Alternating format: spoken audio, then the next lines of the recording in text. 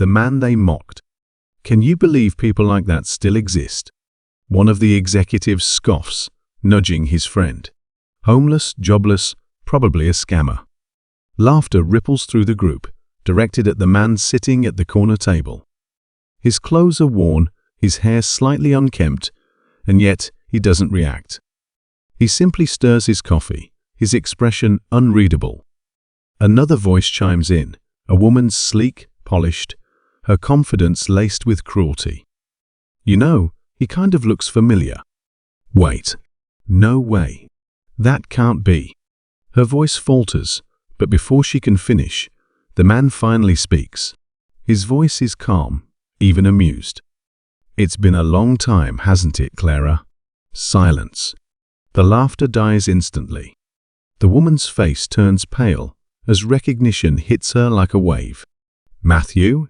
She breathes. The fallen CEO. 6 years ago, Matthew Graves had everything.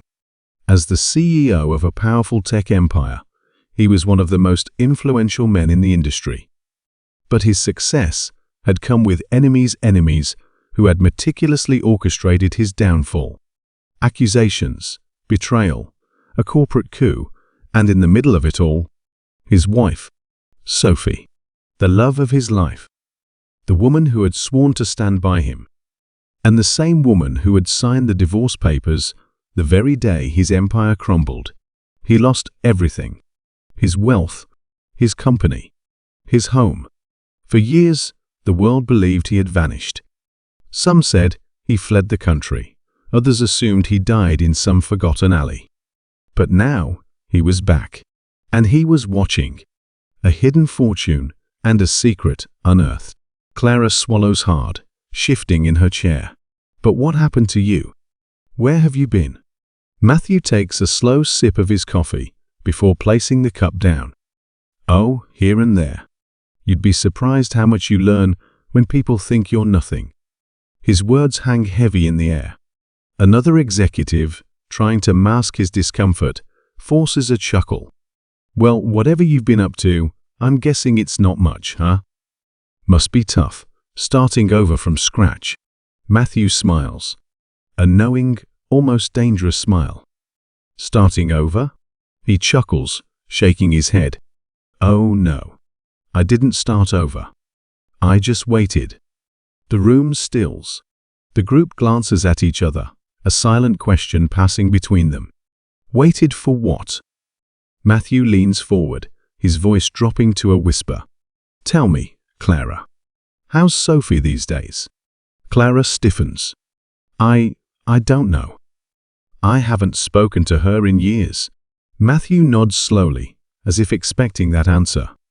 Interesting, he murmurs. Because I did. The tension crackles. Eyes dart between them, waiting for what comes next.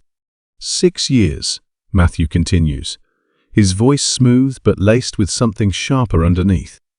That's how long I disappeared.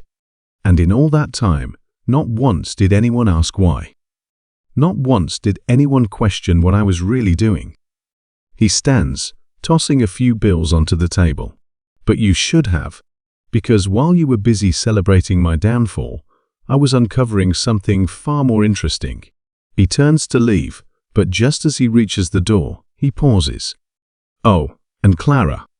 He glances over his shoulder, his eyes dark with amusement. Tell the others that the company they work for, the one they thought they built from the ashes of mine? He steps outside into the night, his next words sending a chill through the room. I own it now. The door swings shut behind him. The final twist. The executives stare after him, their faces pale. A heavy silence fills the air until a phone buzzes. Clara fumbles for her phone, her hands trembling. A new email.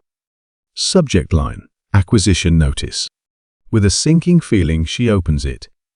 Effective immediately, all assets, subsidiaries, and controlling shares have been transferred to a new entity.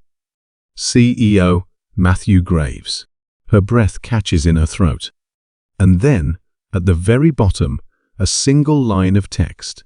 Sophie knew everything. And she kept a secret you never saw coming. Screen fades to black.